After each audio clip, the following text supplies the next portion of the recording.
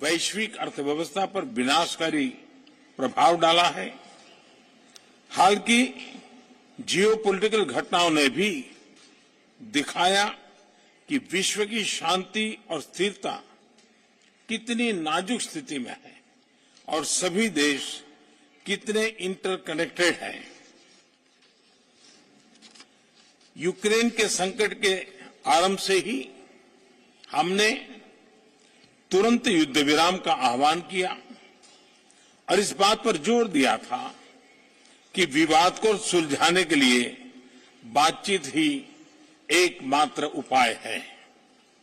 हमारा मानना है कि इस युद्ध में कोई विजयी पार्टी नहीं होगी, सभी को नुकसान होगा। इसलिए हम शांति के पक्ष में हैं। यूक्रेन संघर्ष से उत्पन्न उथल-पुथल के कारण तेल की कीमतें आसमान छू रही हैं।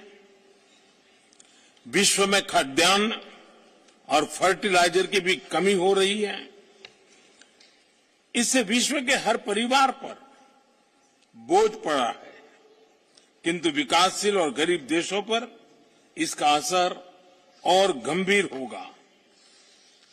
इस संघर्ष के ह्यूमैनिटेरियन इम्पैक्ट से भारत बहुत ही चिंतित है। हमने अपनी तरफ से यूक्रेन को मानवीय सहायता भेजी है। हम अन्य मित्र देशों को भी अन्य निर्यात, तेल आपूर्ति और आर्थिक सहायता के माध्यम से मदद करने की कोशिश कर रहे हैं। आज छठी आईजीसी में से भारत जर्मनी भागीदारी को एक नई दिशा मिली है। इस आईजीसी ने एनर्जी और एनवायरनमेंट दोनों क्षेत्रों में हमारे सहयोग को महत्वपूर्ण गाइडेंस दिया है। मुझे विश्वास है कि आज किए गए निर्णयों का हमारे क्षेत्र और विश्व के भविष्य पर सकारात्मक प्रभाव पड़ेगा। आज हम Indo Germany partnership on green and sustainable development launch कर रहे हैं। भारत ने ग्लासगो में अपने क्लाइमेट एम्बिशन को बढ़ाकर विश्व को यह दर्शाया है कि हमारे लिए ग्रीन एंड सस्टेनेबल ग्रोथ एक आर्टिकल ऑफ फेथ है। इस नई पार्टनरशिप के तहत जर्मनी ने 2030 तक 10 बिलियन यूरो की अतिरिक्त विकास सहायता से भारत के ग्रीन ग्रोथ प्लान्स को सपोर्ट करने का निर्णय लिया है। इसके लिए मैं जर्मनी और चांसलर शोर्ज को धन्यवाद देता हूं। हमारे कॉम्प्लीमेंट्री स्ट्रेंथ को देखते हुए हमने एक ग्रीन हाइड्रोजन टास्क फोर्स भी बनाने का निर्णय लिया है। दोनों देशों में ग्रीन हाइड्रोजन इंफ्रास्ट्रक्चर को बढ़ाने के लिए में यह बहुत उपयोगी रहेगा। भारत और जर्मनी दोनों को ही अन्य देशों में डेवलपमेंट कोऑपरेशन का लंबा अनुभव है। आज हमने अपने अनुभवों को जोड़कर त्रिपक्षीय कोऑपरेशन के जरिए तीसरे देशों में संयुक्त परियोजनाओं पर कार्य करने का भी निर्णय लिया है। हमारे यह सहयोग विकासशील विश्व के लिए पारदर्शी और सस्टेनेबल विकास परियोजनाओं का विकल्प प्रदान करेगा। फ्रेंड्स, पोस्ट कोविड काल में भारत अन्य बड़ी अर्थव्यवस्थाओं के मुकाबले सबसे तेज ग्रोथ देख रहा है। हमें विश्वास है कि भारत वैश्विक रिकवरी का महत्वपूर्ण स्तंभ बनेगा। हाल ही में हमने बहुत कम समय में यूएई तथा ऑस्ट्रेलिया के साथ व्यापार समझौतों पर हस्ताक्षर किए।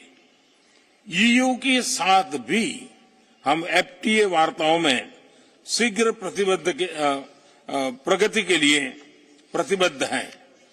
भारत के कुशल कामगारों और प्रोफेशनल से कई देशों की अर्थव्यवस्थाओं को लाभ मिला है। मुझे विश्वास है कि भारत और जर्मनी के बीच हो रहे comprehensive migration and mobility partnership agreement से दोनों देशों के बीच आवाजाही सुगम बनेगी। मैं फिर एक बार आज की समिट के लिए, आपके इनिशिएटिव के लिए आपका बहुत बहुत धन्यवाद करता हूं।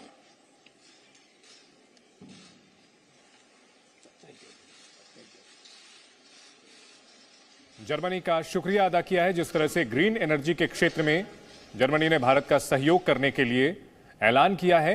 इसके अलावा पीएम ने यूक्रेन और रूस के बीच चल रहे युद्ध को लेकर कहा कि ये जो युद्ध है इसमें कोई भी विजेता नहीं होगा, इसमें सिर्फ दोनों ही पक्षों की हार होगी। इससे पहले एक बड़ी खबर यह आई कि पीएम मोदी को G7 में शामिल होने का न्योता दिया गया। जर्मन चांसलर ओलाफ शोल्ज ने यह न्योता दिया। G7 एक ग्रुप है, एक इनफॉर्मल ग्रुप है जिसमें प्रेसिडेंशिप अभी फिलहाल जर्मनी के पास है और जर्मनी ने भारत को इस बैठक में शामिल होने का न्योता दिया है।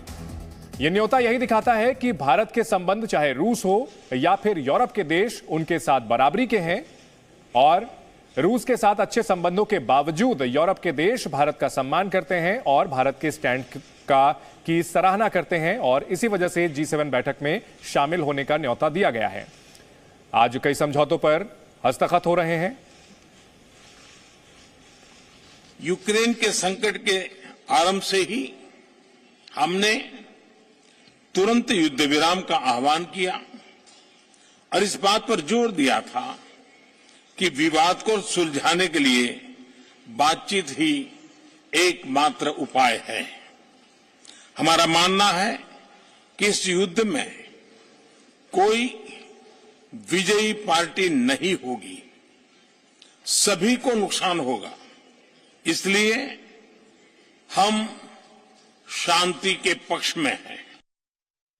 यूक्रेन संघर्ष से उत्पन्न उथल पुथल के कारण तेल की कीमतें आसमान छू रही हैं। विश्व में खाद्यान्न और फर्टिलाइजर की भी कमी हो रही है। इससे विश्व के हर परिवार पर बोझ पड़ा है, किंतु विकासशील और गरीब देशों पर इसका असर और गंभीर होगा। इस संघर्ष के ह्यूमैनिटेरियन इंपैक्ट से भारत बहुत ही चिंतित है। हमने अपनी तरफ से यूक्रेन को मानवीय सहायता भेजी है। हम अन्य मित्र देशों को भी अन्य निर्यात, तेल आपूर्ति और आर्थिक सहायता के माध्यम से मदद करने की कोशिश कर रहे हैं। Presenting B News app available on Google Play and App Store. Download it now.